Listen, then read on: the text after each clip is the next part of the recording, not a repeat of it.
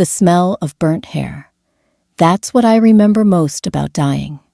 The way it coated the back of my throat while my sister screamed from the floorboards below. When I snapped my eyes open and saw the 2018 calendar on my childhood bedroom wall, I knew two things. 1, I was alive again. 2, when Harper asks if she should sign the lease on that Victorian nightmare on Ashburn Lane, I'm going to smile, take a sip of my coffee, and say, go for it. The transition wasn't a sudden gasp for air or a dramatic jolt. It was a slow, sickening fade-in, like a television tube warming up in a cold room. 1 second, I was being pulled apart in the dark, my fingernails peeling back as I clawed at the basement door of Ashburn Lane, the air so thick with copper and rot that I couldn't scream. The next second, I was staring at a popcorn ceiling. My lungs hitched. I rolled over, tangling in sheets that smelled aggressively of cheap lavender detergent. I pressed my palms flat against the mattress. It was firm, dry.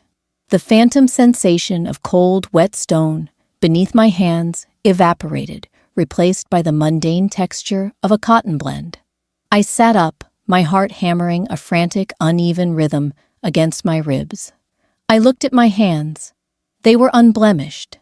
10 minutes ago or a lifetime ago, depending on the physics of whatever hell I had just stumbled out of the index finger on my right hand, had been snapped backward at the second knuckle. Now it was perfectly straight. I swung my legs over the edge of the bed and let my bare feet touch the carpet. The synthetic fibers scratched against my soles. Real. Everything felt too real, too sharp. The morning sun, cutting through the horizontal blinds, was blinding, offensive. Downstairs, a radio was playing a muffled pop song. The smell of burning toast drifted up through the floorboards. I didn't cry. I didn't fall to my knees and thank whatever God had hit the rewind button. I just felt tired, a bone-deep, marrow-sucking exhaustion. I walked to the mirror hanging on the back of my door.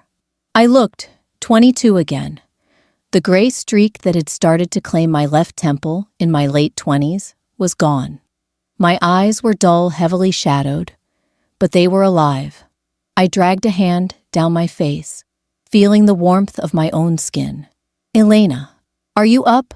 The voice floated up the stairs.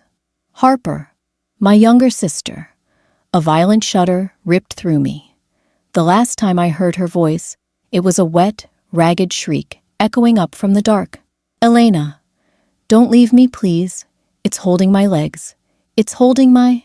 I swallowed hard, tasting bile and old toothpaste.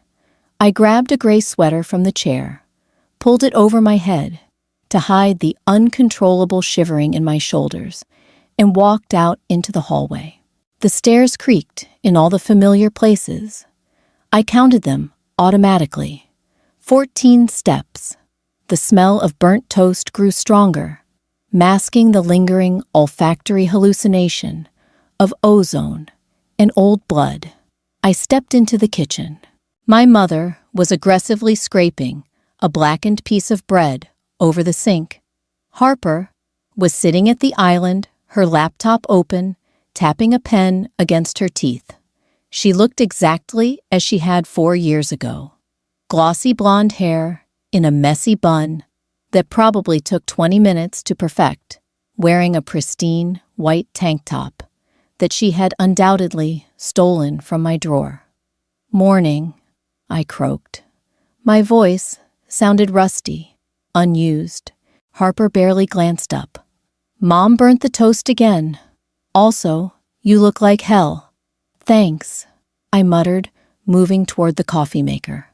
I poured a mug, the black liquid sloshing slightly, because my hands were still trembling. I wrapped both palms around the ceramic, letting the heat burn into my skin to anchor me. Look at this, Harper said, spinning her laptop around. I think I found it. The perfect place. I froze. I didn't need to look at the screen. I already knew what was on it. I took a slow sip of my coffee. It was bitter, acidic. I turned my head and let my eyes fall on the bright screen. It was a Zillow listing. 714 Ashburn Lane. A sprawling 3-story Victorian build, painted a sickly olive green that looked gray in certain light. The listing photos were slightly overexposed, trying to hide the heavy, oppressive shadows that clung to the corners of the rooms. The rent was ridiculously cheap. "It's huge," Harper breathed, her eyes shining with that familiar entitled hunger. "Hardwood floors, original molding. The landlord is practically giving it away. Says it needs a little TLC, but I can totally make it a vintage aesthetic. In my previous life, this was the moment I ruined everything. In my previous life, I looked at that photo and felt an ice pick of dread drive itself into the base of my skull. I had argued with her. I had told her the house looked wrong, that the price was a trap, that she couldn't afford to heat a place that size anyway. We had fought. She accused me of being jealous because I was stuck in a cramped studio apartment while she was moving into a mansion. My mother took her side, as always. Harper signed the lease out of spite. 3 months later, she called me sobbing at 2 a.m. Like an idiot, like a good older sister, I drove over there. I took another sip of coffee. The silence in the kitchen stretched just long enough to be noticeable. "Well?" Harper prompted, her tone edging into defensiveness. She was already gearing up for a fight. Her shoulders were tense. I looked at her. Really looked at her. I saw the pout of her lower lip, the arrogant tilt of her chin. She didn't know anything about the dark.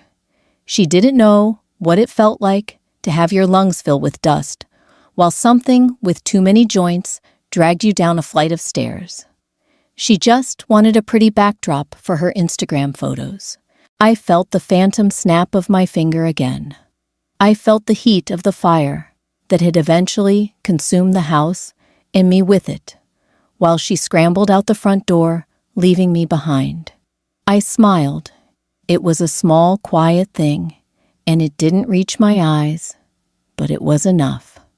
"It's beautiful, Harper," I said, my voice smooth, devoid of the frantic panic that had colored it a lifetime ago. "You should definitely take it." Harper blinked clearly, thrown off balance. The argument she had rehearsed died in her throat. "Really, you don't think it's, I don't know, too big?" "No," I said, setting my mug down on the cool granite counter. "I think it's exactly what you deserve." My mother turned around from the sink, a pleased smile on her face. "See, I told you Elena would support you. It's a wonderful opportunity for you to be independent." "Yeah," Harper said, her smugness quickly recovering. She pulled the laptop back toward her. "I'm going to email the landlord right now before someone else snatches it up." I watched her fingers fly across the keyboard. I didn't feel a surge of villainous triumph. I didn't feel heroic restraint. I just felt a cold, hollow space open up in my chest. I had just signed her death warrant, or at the very least, handed her a one-way ticket to a trauma she couldn't comprehend. But I was so tired, and I was never ever going back into that basement. Moving day arrived 2 weeks later, wrapped in a suffocating blanket of July humidity. The air felt thick enough to chew, smelling of hot asphalt and melting trash. I parked my beat-up Honda across the street from 714 Ashburn Lane and just sat there for a full minute, the engine ticking as it cooled. The house loomed at the end of a long, cracked driveway. The olive green paint was peeling in long, jagged strips that looked like scabs. The front porch sagged slightly to the left. The windows on the second floor were tall and narrow, reflecting the gray, overcast sky like a row of dead blank eyes. My hands gripped the steering wheel so hard My knuckles turned white. Turn around. A small, desperate part of my brain screamed. Drive away. Cut contact. But I couldn't. If I ran now, they would drag me back in. They would demand explanations.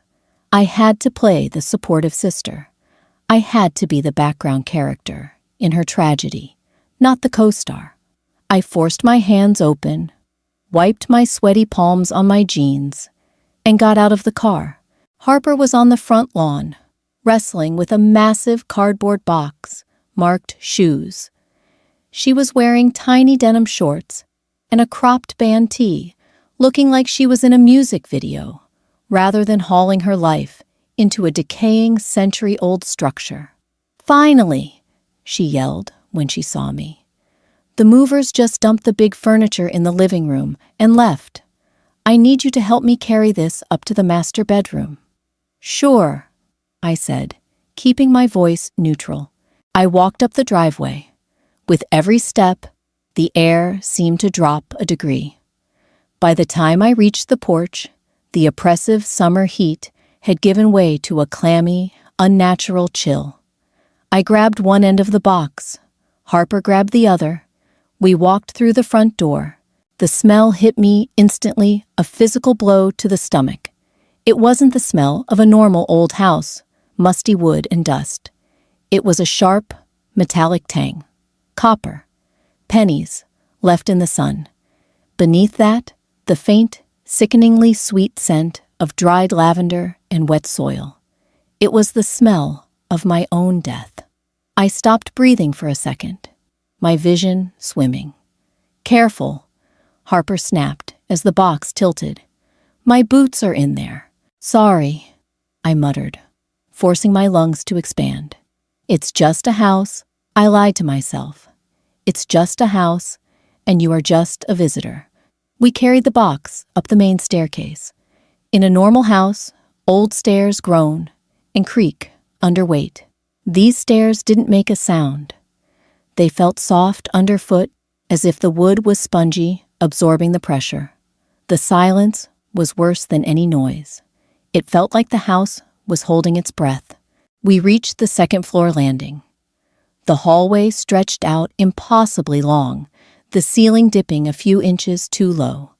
It felt like walking through the throat of something massive. "The master is down here at the end," Harper said, oblivious. She was chattering about curtains and rug placement, completely deaf to the heavy, suffocating silence of the house. We dropped the box in the master bedroom. It was a massive room with a bay window overlooking the overgrown backyard. The wallpaper was a faded floral print peeling at the seams. "Isn't it gorgeous?" Harper spun around her arms wide. "I'm thinking a velvet headboard right there, and a vanity against that wall." I looked at the wall she was pointing to.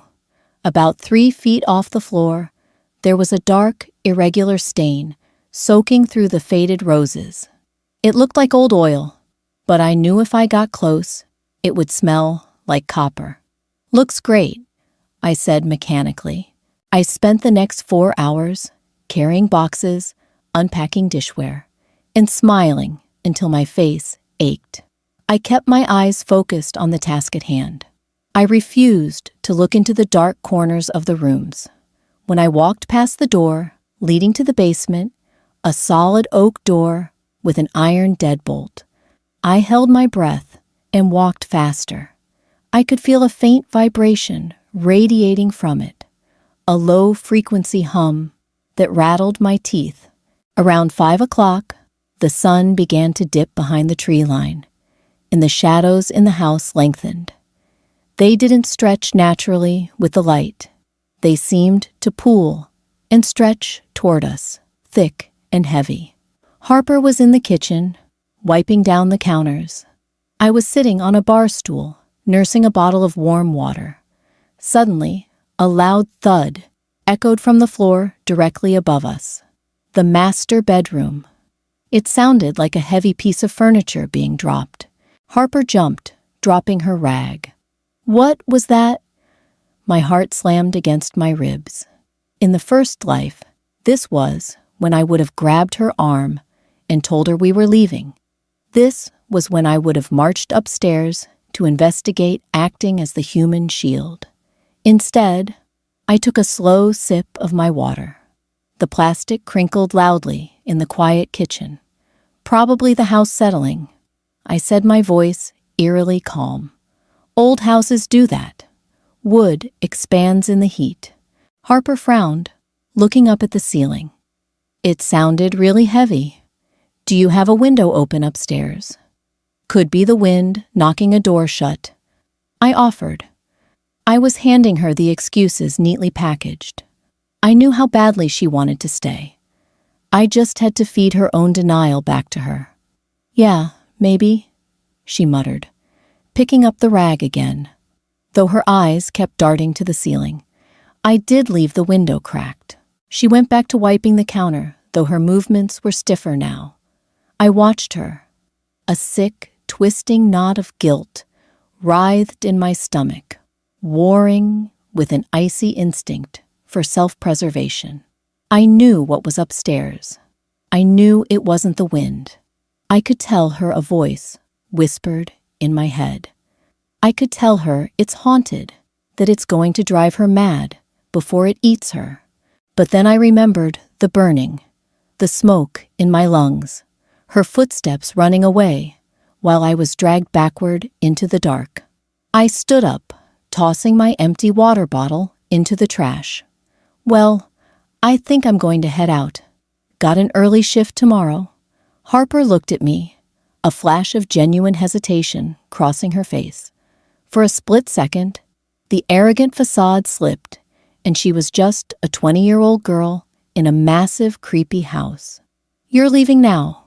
Yeah, I said, grabbing my keys from the island. They jingled the sound unnaturally loud. You'll be fine. Enjoy your first night in the mansion. I didn't wait for her to answer. I walked down the hall, out the front door, and into the humid evening air. I didn't look back until I was inside my car with the doors locked. I stared at the house. In the second-floor bay window, the curtains were drawn tight, but I could swear I saw a tall, thin silhouette standing just behind the fabric. I put the car in drive and pulled away. My hands were shaking, but I was smiling.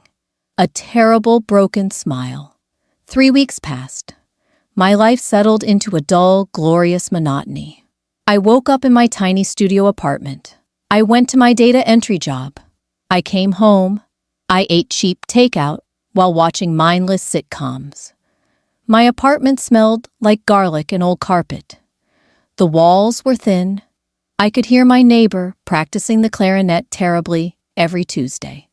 It was paradise. I was sitting cross-legged on my couch, shoveling cold pad thai into my mouth, when my phone buzzed on the coffee table.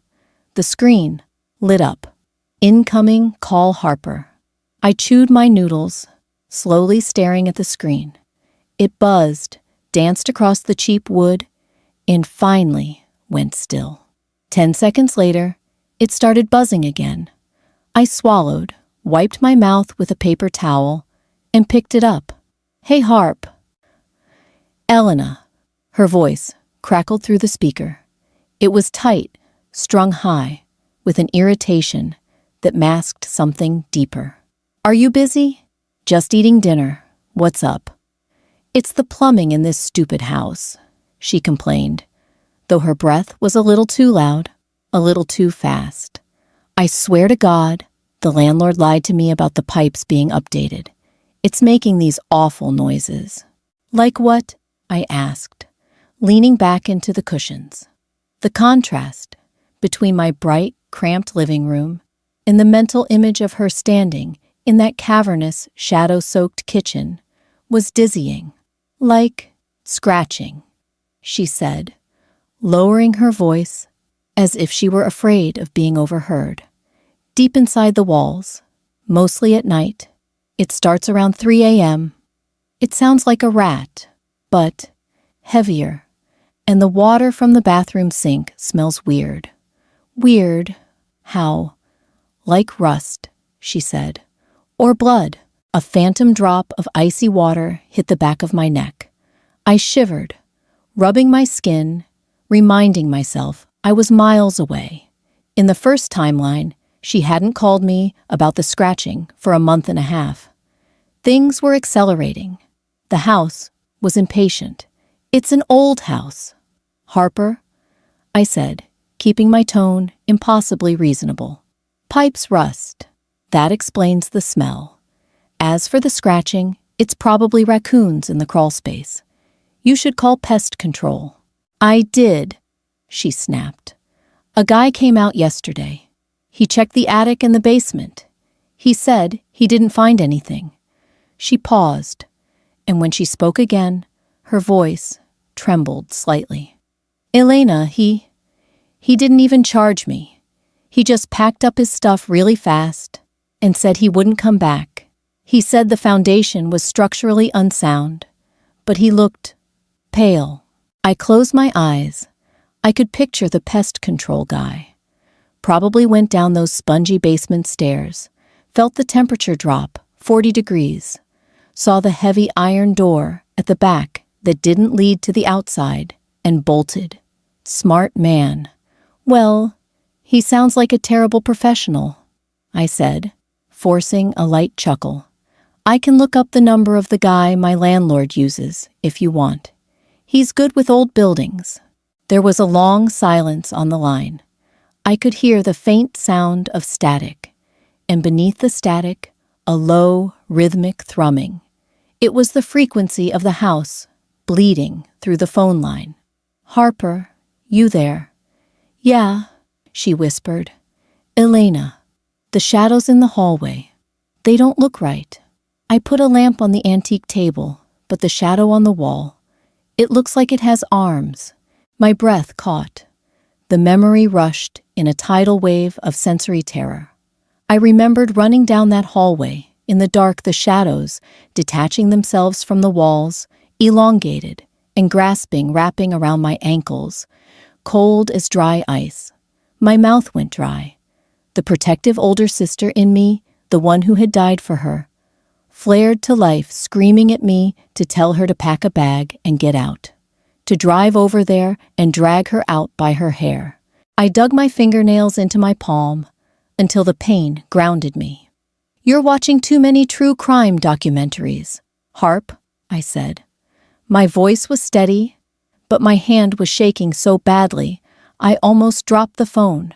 It's called pareidolia. Your brain is just finding patterns in random shapes because you're stressed about the house repairs. You think so? She asked, a desperate edge of hope in her voice. She wanted me to lie to her. She wanted an excuse to stay in her grand, aesthetic mansion. I know, so, I lied smoothly. Get a plumber out there for the pipes, and maybe buy a nightlight if the shadows are creeping you out. I gotta go. I have to finish some work before tomorrow. Love you. Love you too, she mumbled, sounding disappointed, but slightly pacified. I hung up and tossed the phone onto the cushion next to me.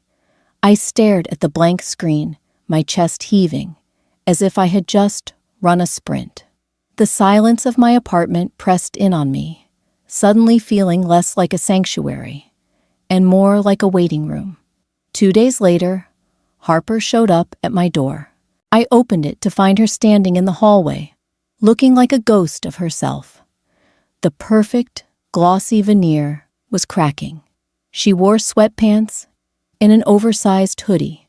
Her hair was greasy, tied in a messy knot. But it was her eyes that made me freeze. They were rimmed with red, heavy gray bags hanging beneath them. And the smell, it rolled off her in waves. Damp rot, dried lavender, and copper. Can I come in? She asked, her voice hollow. I stepped aside. She walked into my apartment and immediately collapsed onto the couch, pulling her knees to her chest. She looked small, vulnerable. I haven't slept in 3 days, she whispered, staring blankly at my television screen. The scratching stopped. That's good, right? I asked, leaning against the kitchen counter, putting the island between us. No, she choked out a tear spilling over her lashes.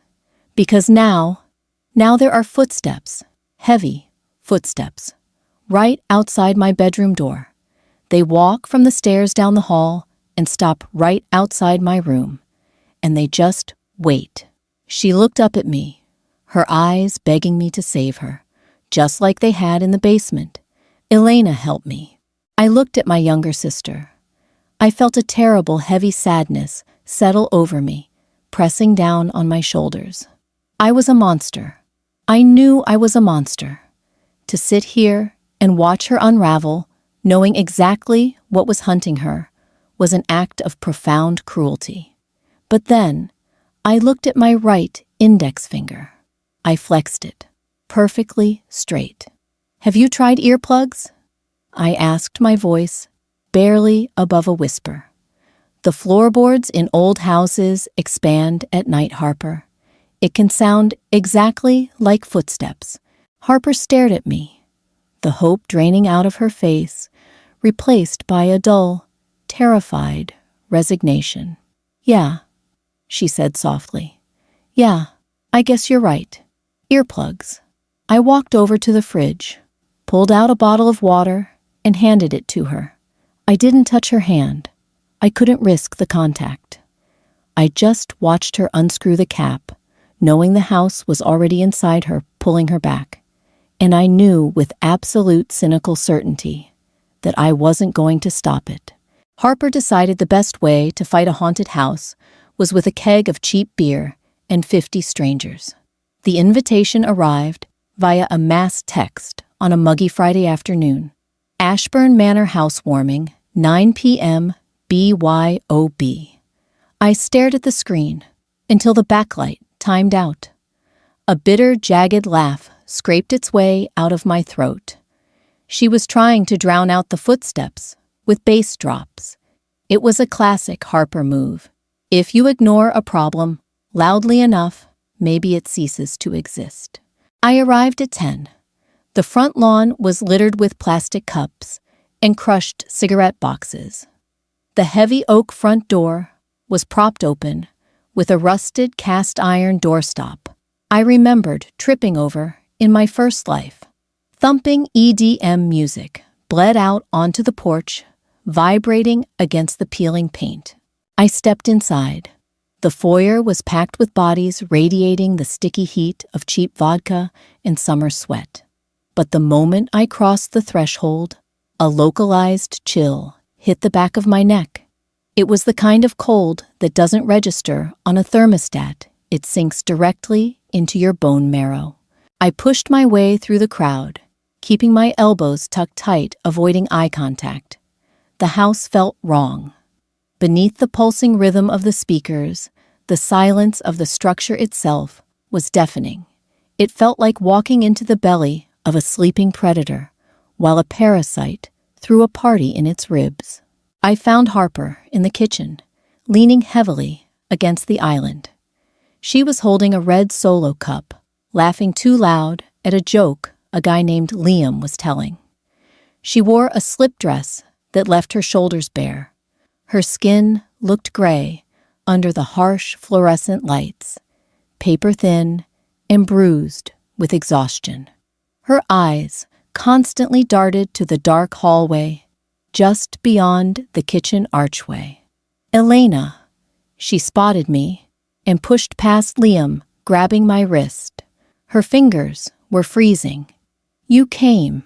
I brought wine, I said, offering a $10 bottle of Merlot. She took it without looking, her grip on my wrist tightening. It's so loud, right? The music. It's good. It fills up the space. She was manic. Her pupils were blown wide.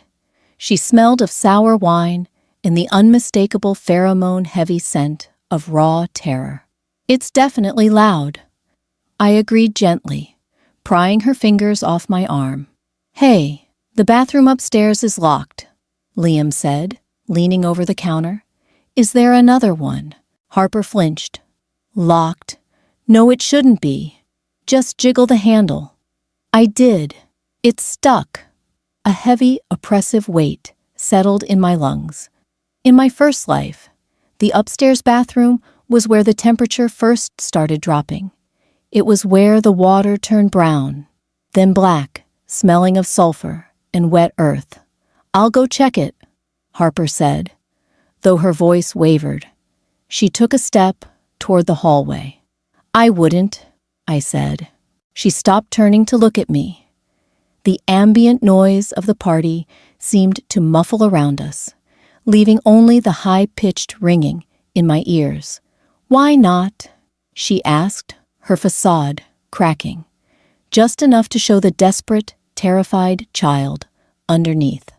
"The lock is probably just jammed," I said smoothly, forcing my face into a mask of bored indifference.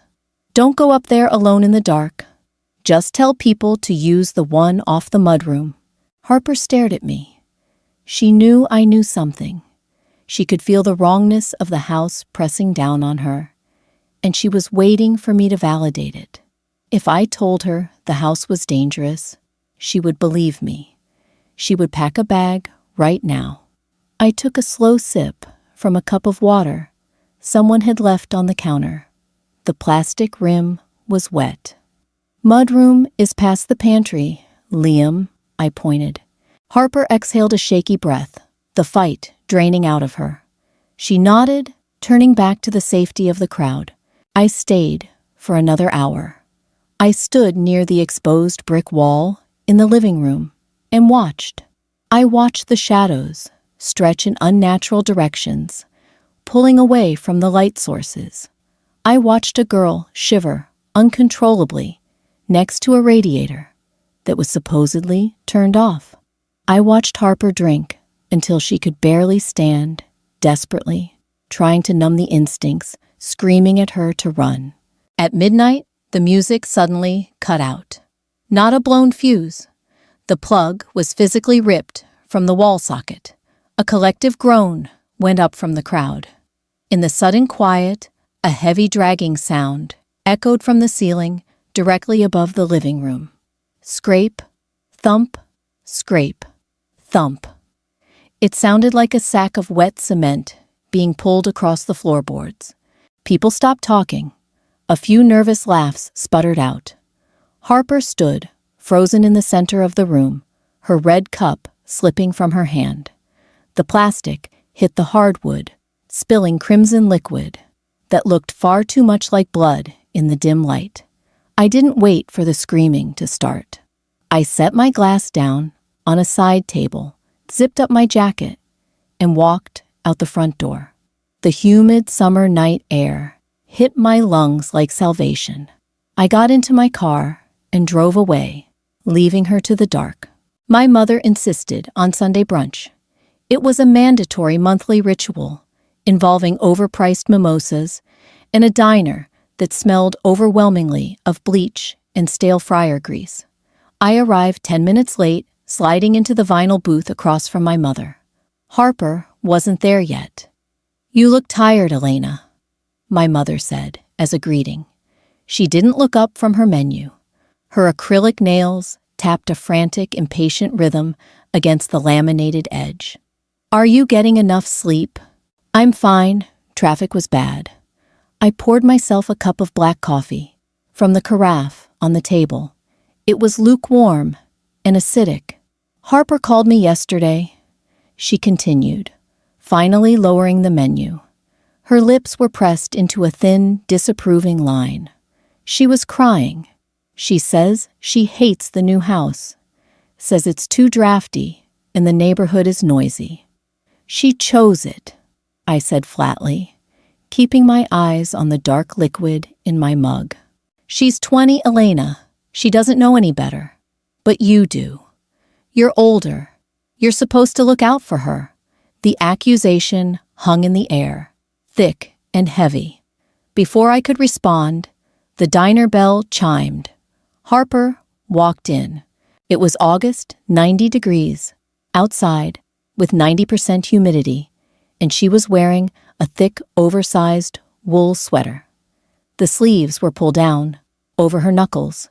She looked awful. Her cheekbones jutted out sharply against her pale skin. The bags under her eyes were bruised a deep sickly purple. She moved with a stiff, unnatural caution, as if every joint in her body ached. She slid into the booth next to my mother, not looking at me. "Sigh, sweetheart. You look freezing." My mother fretted, immediately reaching out to touch Harper's forehead. "Are you getting a fever?" "I'm fine," Harper mumbled, pulling away from the touch. "Just cranked the AC too high last night." I knew for a fact the central air in that house was broken. The landlord had promised to fix it by September. The cold she was feeling didn't come from a vent. "You need to eat," my mother commanded, flagging down a waitress. For the next 20 minutes, I sat in silence, picking at a plate of dry, scrambled eggs, while my mother coddled her. It was the exact dynamic that had defined my entire life. Harper was fragile. She needed protection, grace, and endless allowances. I was capable. I needed to shut up, step up, and absorb the impact. In my previous timeline, I had internalized this so deeply that I threw myself between her and the entity in that basement without a second thought. I took another bite of eggs. They tasted like ash. Harper reached across the table for the sugar packets. As she stretched, the oversized sleeve of her wool sweater caught on the sticky surface of the table and rode up to her elbow. I stopped chewing. Circling her forearm just above the wrist were 4 distinct, perfectly oval bruises. They were a violent shade of yellow-green, fading from a deep, ruptured purple at the center. They were the exact size and shape of fingertips. Massive fingertips. My mother gasped, dropping her fork. "Harper, what happened to your arm?" Harper yanked her sleeve down, instantly, her face flushing with panic. "Nothing. I bumped into a door frame." "You don't get bruises like that from a door frame." My mother insisted, grabbing Harper's arm and trying to push the sleeve back up. "That looks like someone grabbed you. Did a man do this to you? Did someone at that party?" "Nobody grabbed me," Harper shouted, her voice cracking with hysteria. People in the neighboring booths turned to look. She lowered her voice to a desperate, ragged whisper. "I fell asleep on my arm wrong." "Okay, just drop it." My mother looked horrified, but she let go. She turned her glare on me. "Were you there? Did you see anyone bother her at this party?" I looked at Harper. Her eyes met mine.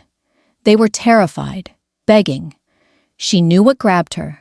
She knew it happened when she was alone in her bed, drifting between sleep and wakefulness, paralyzed by the cold. "Tell her," Harper's eyes pleaded silently. "Tell her I'm not crazy. Tell her to make me leave." I looked back at my mother. I saw the familiar expectation in her face, the demand that I fix the mess, that I take the burden. I set my fork down neatly on my napkin. "I left early," I said, my voice completely devoid of emotion. "She was fine when I was there. She's just clumsy, Mom. You know she never watches where she's going." Harper flinched, as if I had slapped her. The hope died in her eyes, replaced by a bleak, crushing despair. My mother sighed, shaking her head. "You're so unhelpful, Elena. Honestly. Your sister is clearly struggling to adjust, and you can't even be bothered to keep an eye on her. I have my own life," I said, sliding out of the booth. I dropped a $20 bill on the table. "I have to get back. Thanks for breakfast." I walked out of the diner into the blistering heat of the parking lot. The sun beat down on my shoulders, heavy and real. I didn't feel victorious. I didn't feel a wicked sense of vengeance. I just felt sick, a deep gnawing nausea in the pit of my stomach. I had drawn the line. I was finally choosing myself. So why did survival feel so much like murder? The call came at 2:14 a.m. on a Tuesday. Outside my window, a summer thunderstorm was tearing through the city, hurling sheets of rain against the glass. The thunder rattled the cheap frames of my apartment. When my phone vibrated against the nightstand, it sounded like a drill pressing into my skull. I stared at the caller ID. Harper. I let it ring 5 times. Then I picked it up. Elena. She sobbed. It wasn't a normal cry. It was a guttural, breathless weeping, the kind of sound a person makes when their mind is actively fracturing. Elena, please. Please come get me. You have to come get me right now. My lungs seized. The air in my bedroom suddenly tasted like copper. What's wrong, Harp? I asked. My voice sounded robotic, detached. It opened. She hyperventilated the words, tumbling out in a rush of sheer panic. The door at the end of the hall. The heavy one. I bolted it, Elena.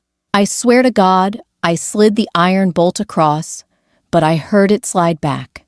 I heard the metal grinding. And then it clicked open. It's standing open. The basement. My right hand cramped violently. The phantom pain of my snapped index finger flared a bright, white agony radiating up my wrist.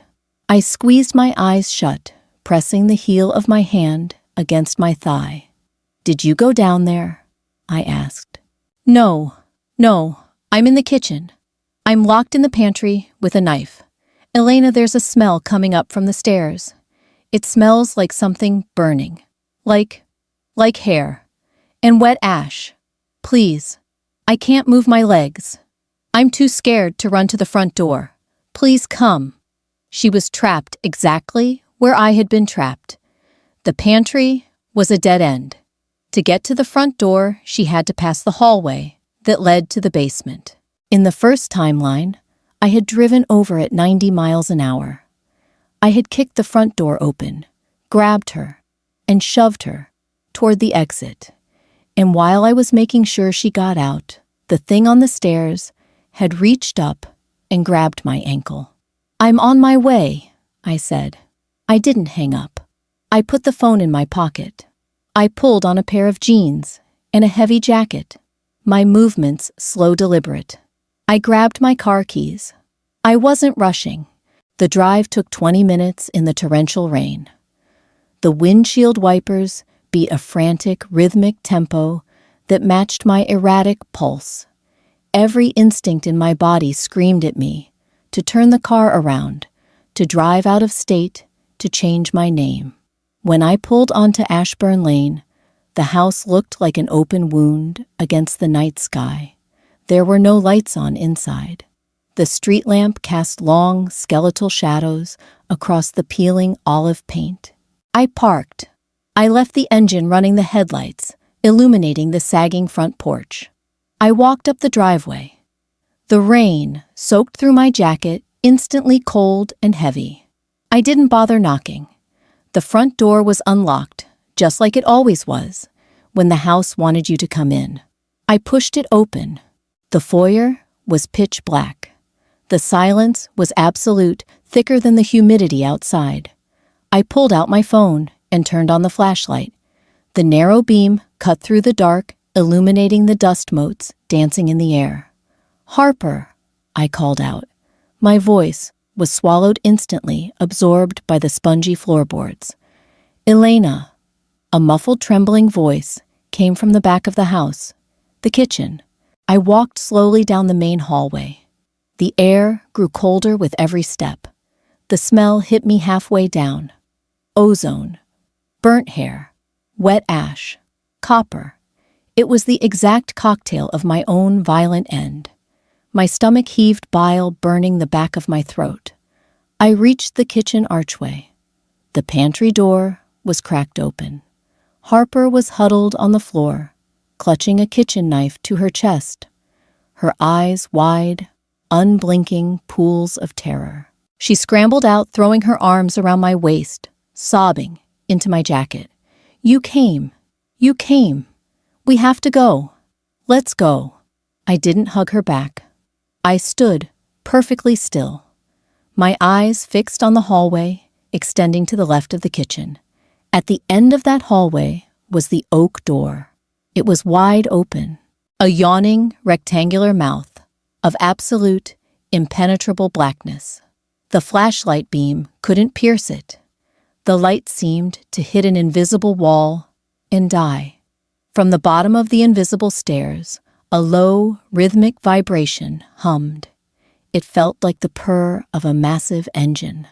"Elena, look away from it," Harper begged, tugging violently at my jacket. "Don't look at it. Let's go out the front." I didn't move. I stared into the dark. I could feel the pull, a sickening, magnetic gravity dragging at my center of mass. It was waiting for me. It remembered me. It knew I was the one who was supposed to walk down those stairs. In my first life, I had stepped forward. I had placed my foot on the first step, trying to see if there was a fire trying to protect her.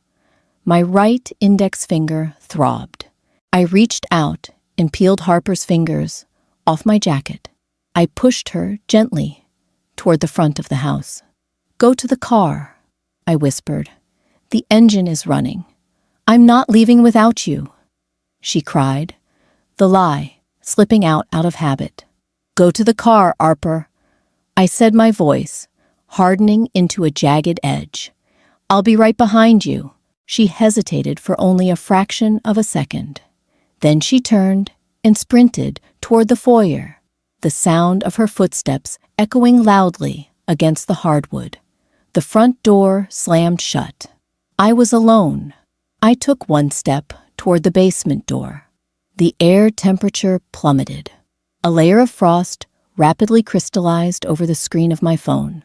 From the absolute dark at the bottom of the stairs, a sound drifted up. It was a wet, sliding noise, accompanied by the distinct clack, clack of too many joints moving against stone. Something was climbing up. A primal, paralyzing terror locked my knees. My chest seized. I couldn't breathe. The dark was expanding, swelling out of the doorway, reaching for the edges of my shoes. I didn't scream. I didn't run down to fight it. Instead, I took a step back, then another.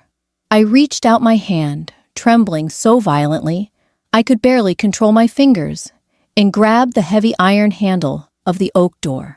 The wet, sliding noise grew louder, frantic now realizing I was slipping away. A smell of rotting meat blasted upward in a gust of freezing air.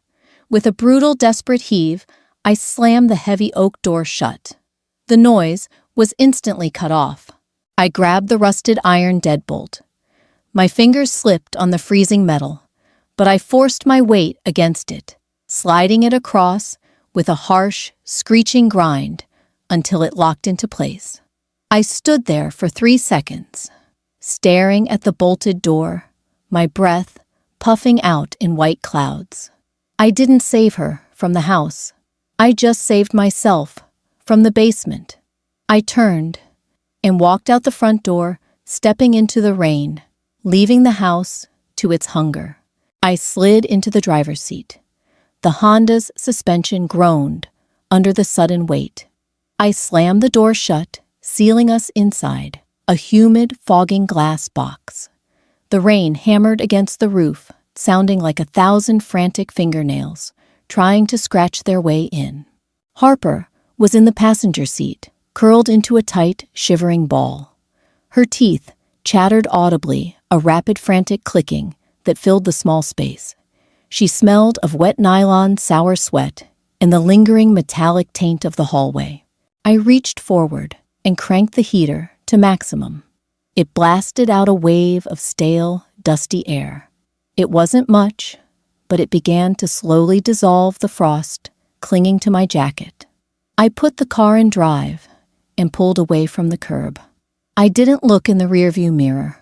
I knew better than to check if the house was watching us leave. We drove in silence for 10 minutes. The windshield wipers squeaked a rhythmic, hypnotic beat. I watched the taillights of a semi-truck blur red through the rain. My hands were at 10 and 2. My pulse was finally slowing down from a panicked sprint to a heavy, exhausted trudge. "I can't go back," Harper whispered.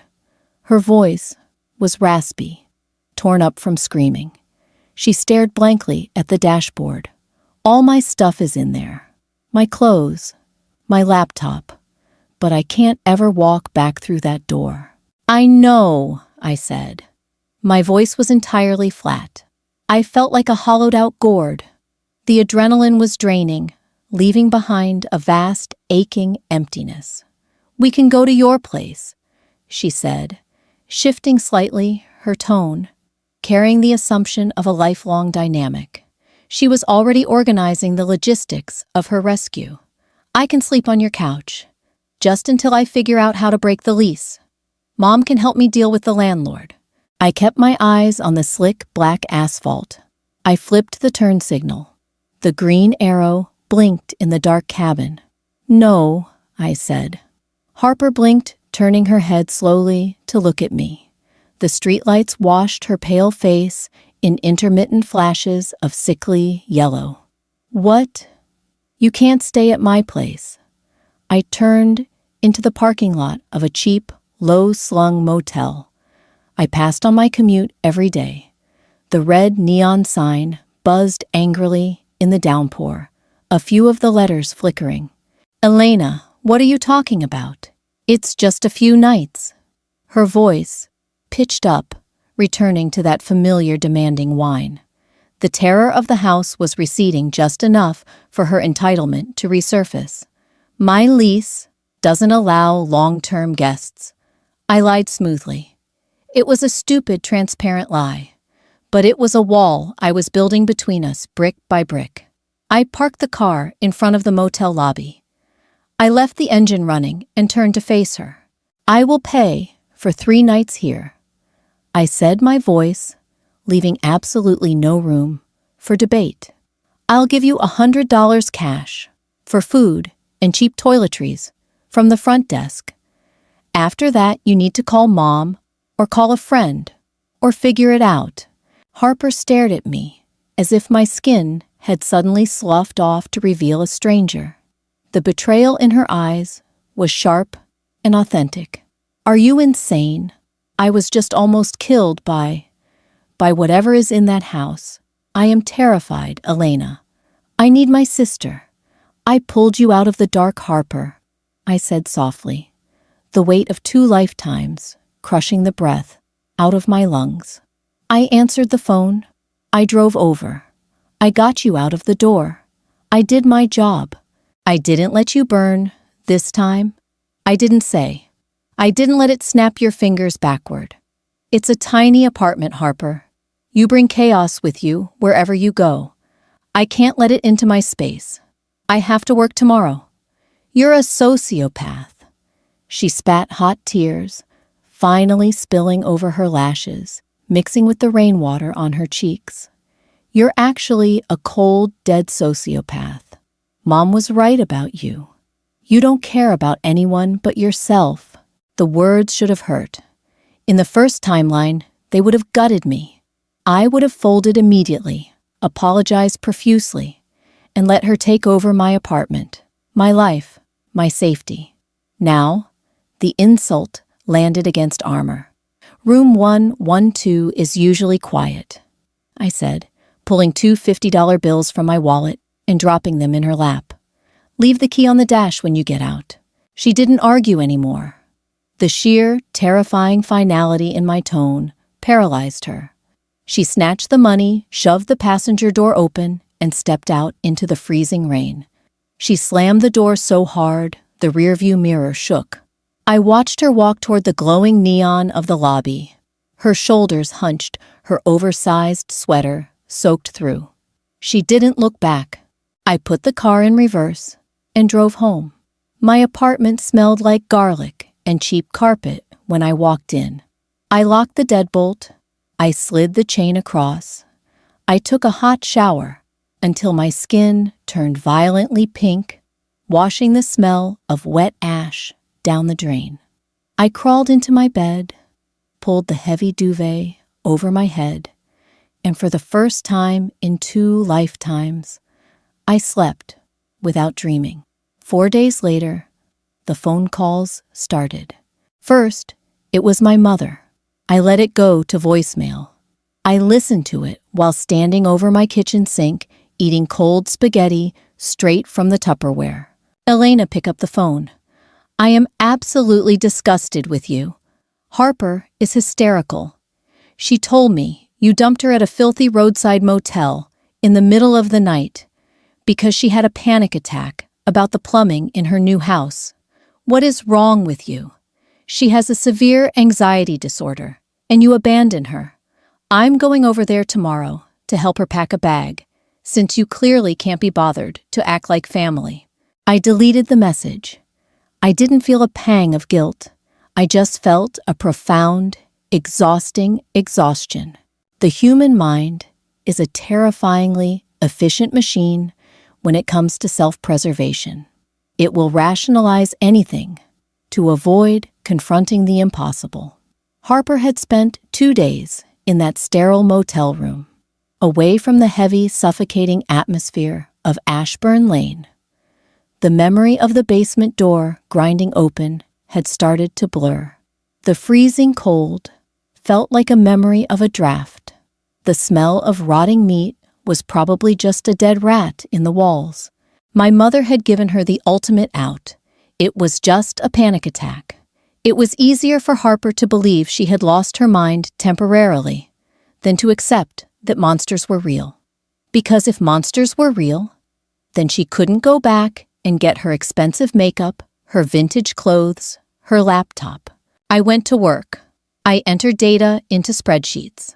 I drank bad office coffee. The normalcy was intoxicating. I was a ghost, haunting a cubicle completely detached from the tragedy unfolding across town. On day 6, I got a text from Harper. Mom is driving me to the house at noon to pack my stuff. The landlord said he fixed the basement lock and checked the pipes. I'm just going in during the daylight. I'm getting my things and moving back home. Don't worry, I won't ask for your help. I stared at the glowing text on my screen. It was 11:30 a.m.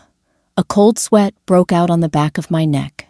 During the daylight, she thought the sun was a shield. She thought the entity was bound by vampire rules. But I remembered the shadows stretching across the living room wall at 3 in the afternoon.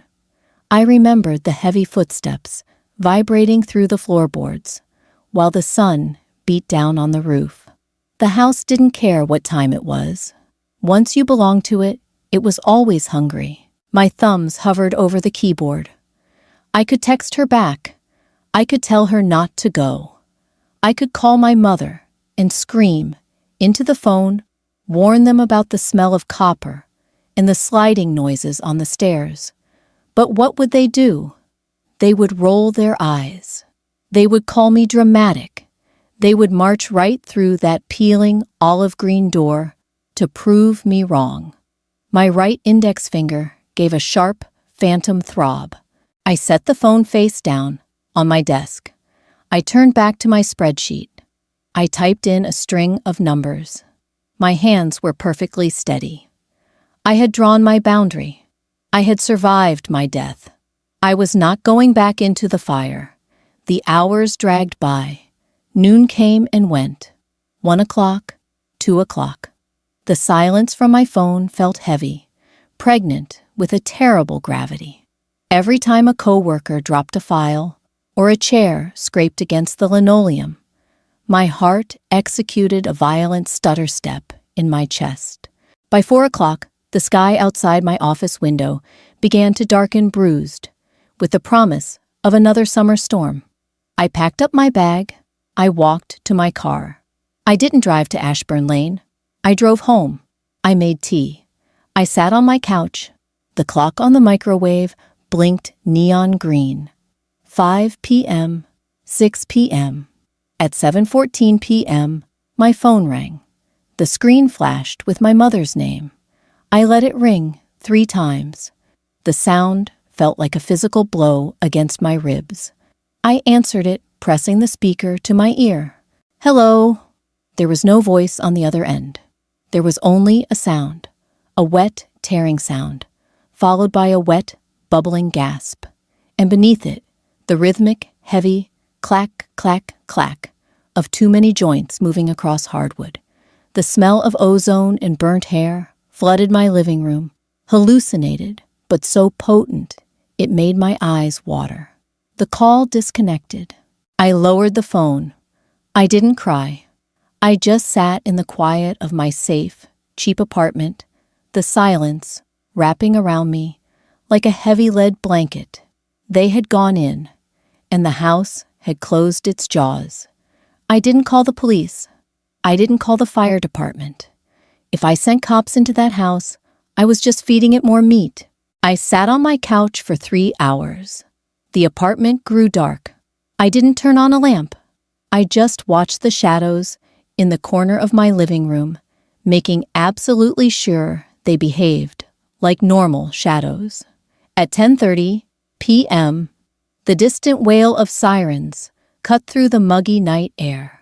They were moving fast, multiplying a choir of mechanical panic, heading toward the east side of the city, heading toward Ashburn Lane. I stood up. I grabbed my keys. I drove slowly. The streets were slick from a brief evening shower. The closer I got to the neighborhood, the thicker the air became. It smelled of burning, chemically treated wood, melting plastic, and something sweeter, something awful. 2 blocks away, the sky was glowing. An angry, pulsing orange aura painted the low-hanging clouds. The heat was palpable even through the closed windows of my Honda. I parked a street over beneath the branches of a massive weeping willow and walked the rest of the way. The street was barricaded by 3 fire engines. Flashing red and blue lights sliced frantically across the manicured lawns of the neighboring houses. A crowd of neighbors stood on their porches, clutching robes around their waists, their faces illuminated by the inferno. 714 Ashburn Lane was a towering pillar of fire. Flames ripped violently through the roof, shooting 20 feet into the night sky. The olive green paint on the exterior was bubbling and blackening, peeling away like dead skin. The heat rolling off the structure was a physical wall, forcing the firefighters to maintain a massive perimeter. Hoses blasted thousands of gallons of water into the blaze, but the water seemed to vaporize before it even touched the wood. The house wasn't just burning, it was screaming. Beneath the roar of the fire, beneath the shouts of the firemen, and the hiss of the hoses, there was a high-pitched, structural wail. It sounded like metal, tearing but deeper. It sounded like the thing in the basement was finally finding out what it felt like to be consumed. I stood on the sidewalk, my hands shoved deep into my jacket pockets. The heat baked the moisture out of my skin. A paramedic van was parked near the curb, its back doors thrown open. Sitting on the bumper, wrapped in a shiny foil shock blanket, was Harper. She was unrecognizable. Her blonde hair was singed and black with soot. Her face was streaked with ash and tears. Her hands were bandaged in thick white gauze. She was staring blankly at the burning house, rocking back and forth in a frantic, uneven rhythm. A paramedic was kneeling in front of her, shining a penlight into her eyes, speaking softly. Harper wasn't responding. Her lips were moving, whispering something over and over again.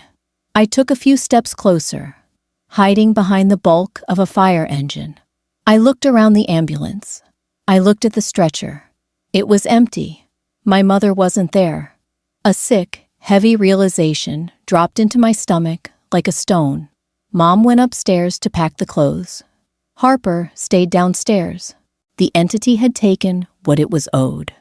The house required a toll to let someone out. In the first life, it was me. In this life, it was the woman who had forced her daughter back into the jaws of a predator because she couldn't tolerate the inconvenience of a panic attack. Harper suddenly stopped rocking. Her head snapped to the side, and her vacant, traumatized eyes locked directly onto me through the gap between the trucks. She didn't look relieved. She didn't cry out for me. The look she gave me was hollowed-out feral and utterly broken. She knew. In that single ash-stained glance, she realized that I had known exactly what was in that house, and I had chosen to let them walk back in. I didn't look away. I held her gaze. I felt the phantom snap of my right finger. I felt the memory of the smoke tearing my lungs apart. I felt the absolute crushing weight of my own survival. I didn't smile. I didn't frown. I just gave her a slow, barely perceptible nod. "I survived," the nod said. "And you survived. But nobody gets out whole." Harper closed her eyes and turned her head back to the fire. Suddenly, the central support beam of the Victorian gave way with a deafening, thunderous crack. The roof collapsed inward, sending a massive, swirling geyser of orange sparks into the dark sky. The crowd of neighbors gasped, stepping back, as a fresh wave of blistering heat washed over the street. The wailing from inside the walls abruptly cut off. I turned my back on the flames. I walked back down the wet sidewalk, away from the sirens, away from the heat, away from the sister I had saved by destroying. The air grew cooler with every step. I got into my car. I turned the key. The engine purred to life, steady and normal. I put it in drive and I drove away, leaving Ashburn Lane to burn itself to ash. And that brings us to the end of Elena's brutal second chance. Did she break the cycle, or did she just shift the tragedy onto someone else? Survival in a horror story is rarely clean, and sometimes the only way out is to let the monsters eat someone else. What do you think? Was Elena justified in walking away? Or did her silence make her the real villain of Ashburn Lane? Let me know your fiercest debates in the comments below. If this gritty, unapologetic rewrite of the haunted house trope kept you hooked, hit that like button, share it with someone who loves dark fiction, and subscribe so you never miss our next descent into madness. Stay safe, and whatever you do, never ignore the cold spots.